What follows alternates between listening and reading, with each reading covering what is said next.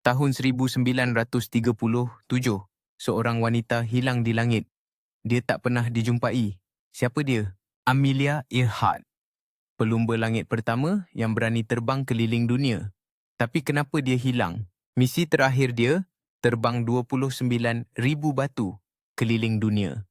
Perjalanan paling berbahaya dalam sejarah penerbangan. 2 Julai 1937,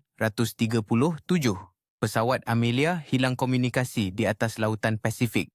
Tiada Mayday, tiada SOS. Pencarian besar-besaran dijalankan. Kapal perang, pesawat tentera, semua turun padang. Tapi tiada apa dijumpai langsung. Teori pertama, dia terhempas di Pulau Nikumaroro. Tulang manusia dijumpai tahun 1940. Adakah itu Amelia? Teori kedua, dia ditangkap tentera Jepun sebagai pengintip Amerika. Kenapa kerajaan Amerika senyap je? Teori ketiga, pesawat terhempas ke laut dalam. Tapi kenapa black box tak pernah dijumpai? 86 tahun berlalu.